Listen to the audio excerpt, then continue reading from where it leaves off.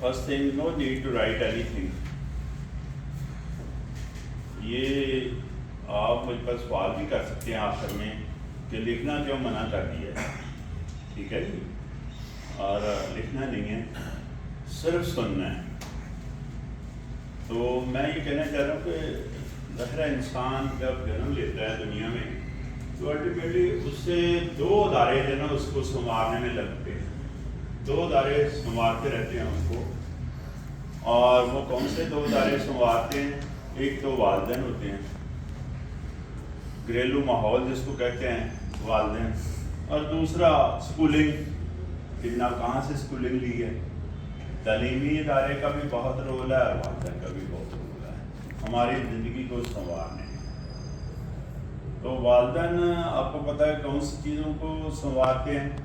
ایک تو genetical effect ہوتا ہے جو مور پاورفل انسٹرومنٹ ہے as compare to training, as compare to environment, genes جس کو کہتے ہیں، سرکولیشن آف بلڈ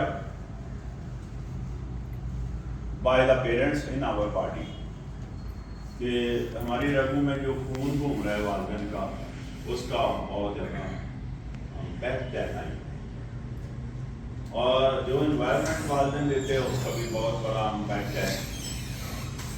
ہماری تین چیزیں جو والدین درست کرتے ہیں، ایک آپ کو پتہ ہے کہ کھانا پینا، دوسرا بولنا چالنا، اور تیسرا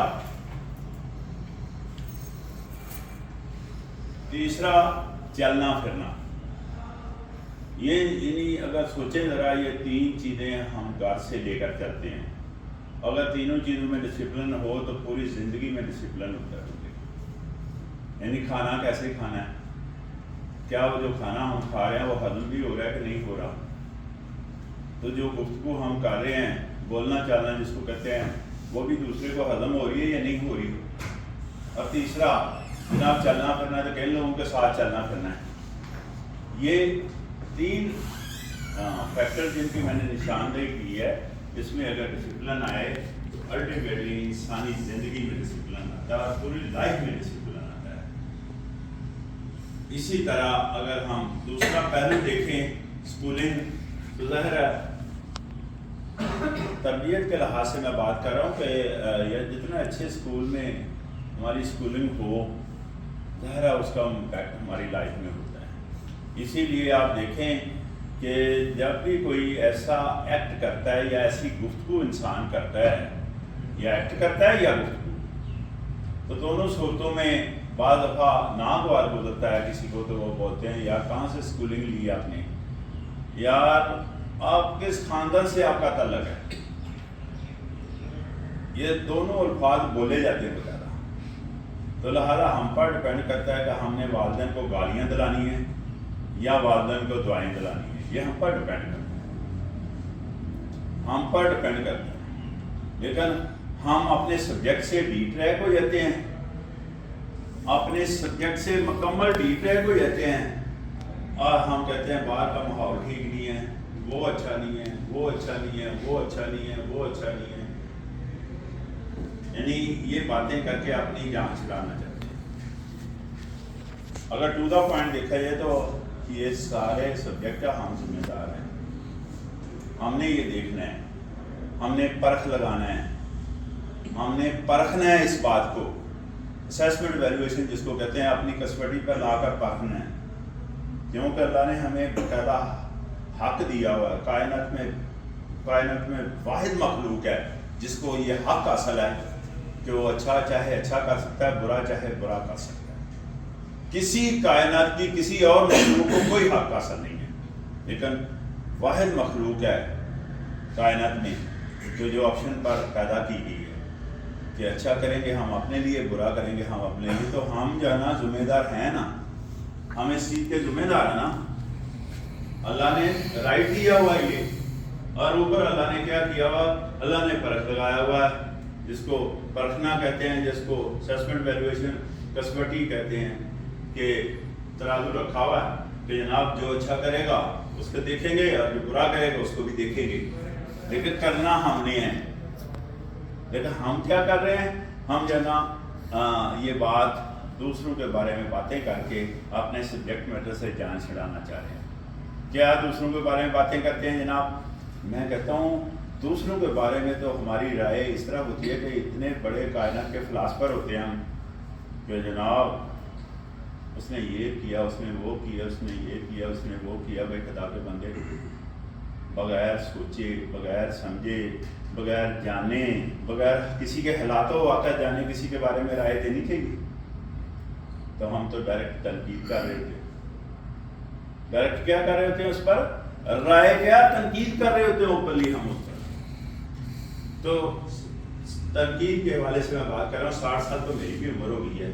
میں نے کہیں تنقید سے فائدہ ہوتے نہیں دیکھا. ہونا تو یہی چاہیے نا، تنقید سے بھی فائدہ ہونا چاہیے جی. میں نے نہیں دیکھا فائدہ.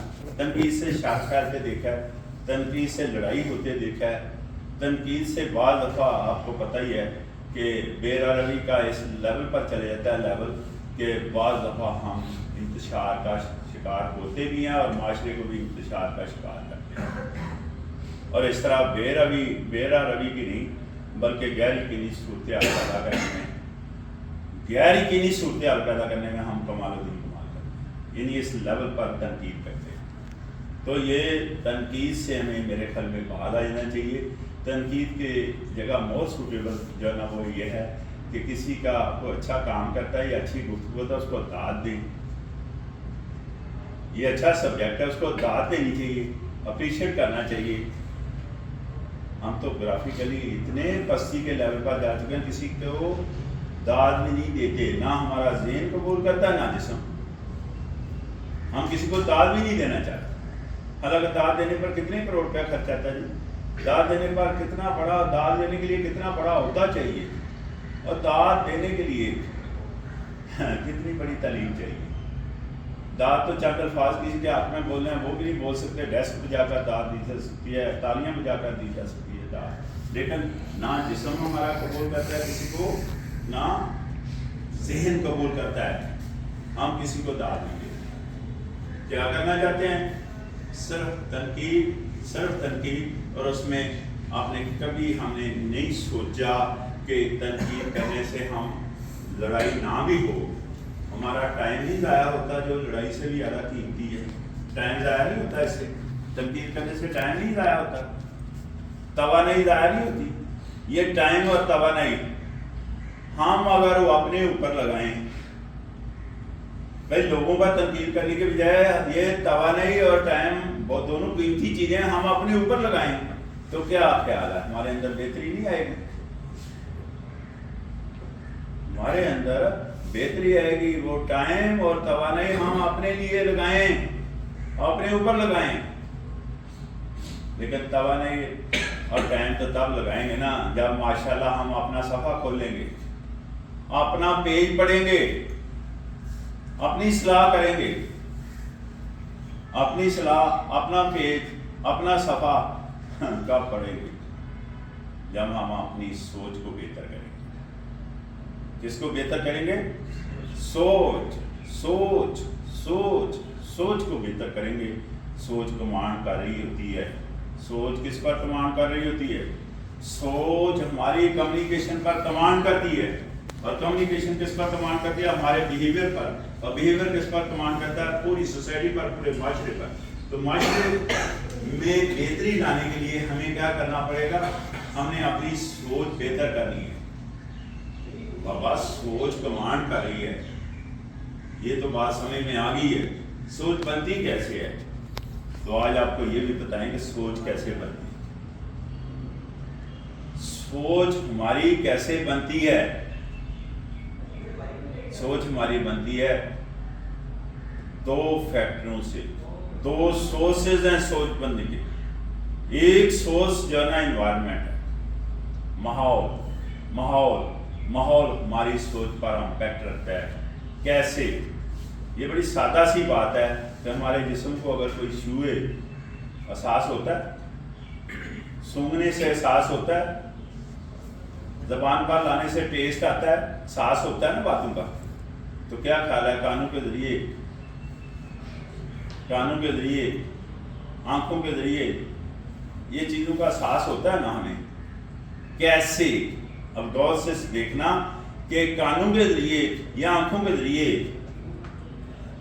کوئی چیز ہم انٹیک کرتے ہیں، کوئی بات انٹیک کرتے ہیں تو بات ڈائریکٹ ہمارے مائنڈ کو ہٹ کر رہی ہے. کیوں؟ بات جو سوسائٹی سے جو بری بات اس نے دیکھی یا کانوں سے سنی، ڈائریکٹ اس کی کمیونیکیشن کہاں گئی؟ دماغ میں. دماغ میں میسج گیا، اور دماغ میں جو میسج گیا ہے ہمارے پاس، وہاں اس نے کیا رول ادا کیا؟ وہاں کیمیکل ریئیکشن ہوگی، ریئیکشن ہونا شروع ہوتے ہیں وہاں دماغ میں، اور جو ریئیکشن ہوتے ہیں اس کے نتیجے میں ہمارے پاس ایک فلم یا ایمیج یا عکس آتا ہے، اور اس عکس کے نتیجے میں ہماری سوچ بنتی ہے. یہ مین سورس کیا ہوا ہے؟ انوائرمنٹ، یعنی ماحول، محفل. وہاں سے ظاہرہ کوئی بری بات سنتے ہیں ہم نا، وہیں سے ہم کوئی بری چیز دیکھتے ہیں نا، تو دونوں صورتوں میں ہمارے دماغ کو میسج آتا ہے، دماغ میں کیمیکل ریئیکشن ہوتے ہیں، اس کے نتیجے میں امیج بنتا ہے اور فلم بنتی ہے، اس کے نتیجے میں ہماری سوچ بنتی ہے. ایک ٹریک تو آپ کو میں نے بتا دیا ہے کہ انوائرمنٹ اسی لیے کہا جاتا ہے کہ اچھی محفل میں بیٹھیں، اچھی بات چیت کریں تاکہ اس کا امپیکٹ اچھا ہو ہمارے دماغ پر اور دماغ میں اچھی سوچ بنے. کہا جاتا ہے نا کہ نہیں کہا جاتا؟ دیکھیں خدا نخواستہ کو ایسی بات مجھے کو کہہ دیتے ہیں یا ایسی کو گالی گلوچ کر دیتے ہیں تو کیا خیال ہے؟ فوری طور پر دماغ میں میسج جائے گا میں ریئیکشنری ہوں گا؟ یہ میں نہیں ریئیکشنری، ہمارا دماغ ریئیکشنری ہوگا. وہاں ریئیکشن ہو رہے ہوتے ہیں اور اس کے ریئیکشن کے نتیجے میں مجھے غصہ آئے گا. ایسا ہوتا ہے کہ نہیں؟ یہ ایک ٹریک ہے، یہ ایک سورس ہے، انوائرمنٹ یا محفل یا سوسائٹی. ایک دوسرا سورس بھی ہمارے پاس ہے، ہماری سوچ پر جو اثر انداز ہوتا ہے، وہ ہے ہمارا دل. دل جس کے بارے میں قرآن پاک میں کہا گیا ہے کہ جناب انسانی جسم کے اندر ایک ایسا گوشت کا ٹکڑا ہے. دل کے بارے میں کیا کہا گیا؟ انسانی جسم کے اندر ایک ایسا گوشت کا ٹکڑا ہے، اس میں خرابی ہے، پورے جسم میں خرابی آتی ہے، اور اس میں بہتری ہے، پورے جسم میں بہتری ہے. یہ کہا گیا ہے. اس کا مطلب ہے دل پر کوئی چیز اثر کرتی ہے. دل بھی اسی طرح آئے دن خواہشات پیدا کرتا ہے. دل میں بھی تھاٹس گزر رہے ہوتے ہیں، خیالات گزر رہے ہوتے ہیں. دل میں اسٹور ہاؤس کے طور پر بھی دل کام کرتا ہے. کس کے لیے؟ جو جینز سے، جو کریکٹر ہمارے والدین سے شفٹ ہوئے ہیں، جو کریکٹر ہمارے والدین سے شفٹ ہوئے ہیں، وہ بھی اس کا بھی اسٹور ہاؤس ہمارا دل ہے. ہم سمجھے کہیں دماغ نہیں ہے، دل ہمارا اسٹور ہاؤس بھی ہے اس سینس میں جو جینز میں کریکٹر سٹینڈ کر رہے ہوتے ہیں ہمارے والدین. دیکھیں یہ تو بڑا آسانی سے ہم کہہ دیتے ہیں کہ جناب فلاں بیماری فلاں بیماری یہ ہماری پیرنٹ سے آئی ہے، شفٹ ہوئی ہے. کہتے ہیں کہ نہیں کہتے؟ تو کریکٹر بھی شفٹ ہوتے ہیں اسی طرح. اور اس کا مین اسٹوریج جو ہے نا وہ دل ہے. یعنی ایک تو وہ کام کرتا ہے جو بیک پر چیز چل رہی ہے، اور دوسرا کیا کام کرتا ہے کہ آئے دن نئی خواہشات، نئے خیالات جنم لے رہا ہے. تو یہ دل سے جو میسج ہے وہ دماغ کو جاتا ہے. کہاں جاتا ہے؟ دماغ کو. اور دماغ میں کیمیکل ریئیکشن ہوتے ہیں، اور کیمیکل ریئیکشن کے نتیجے میں فلم بنتی ہے، اور فلم کے نتیجے میں ہماری سوچ بنتی ہے. تو اب سائنس نے یہ چیزیں ثابت کر دی ہیں. تو اب سوچیں کہ ہمارا دل بھی تو صاف ہونا چاہیے کہ نہیں؟ ہونا چاہیے کہ نہیں؟ دل جو ہے نا وہ صاف ہونا ہے. دل تو بغض سے بھرا ہوا ہے، دل جو ہے نا شر سے بھرا ہوا ہے، دل جو ہے نا وہم و گمان سے بھرا ہوا ہے، دل جو ہے نا شک و شباب سے بھرا ہوا ہے. ہر وقت کسی کے بارے میں ہم جو ہے نا شک کر رہے ہوتے ہیں. جن چیزوں سے سختی سے منع کیا ہوا وہ سارے کام ہم بڑے آسان طریقے سے کر رہے ہوتے ہیں. کیا شک کرنا منع فرمایا یا نہیں فرمایا؟ کیا وہم و گمان جو ہے نا منع فرمایا کہ نہیں؟ یہ خیالات جو طرح طرح کے ہیں اس سے منع فرمایا کہ نہیں کرا؟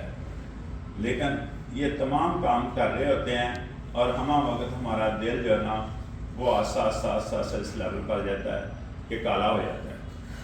تو وہ کیا میسج دے گا؟ دماغ کو میسج کیا دے گا؟ تو لہذا دل کو صاف رکھیں، اچھی ماحول میں بیٹھیں، اچھی محفل میں بیٹھیں اور زبان پر اچھے الفاظ ادا کریں. تو کیا خیال ہے معاشرے میں بہتری نہیں آ سکتی؟ معاشرے میں بہتری آتی ہے کہ نہیں؟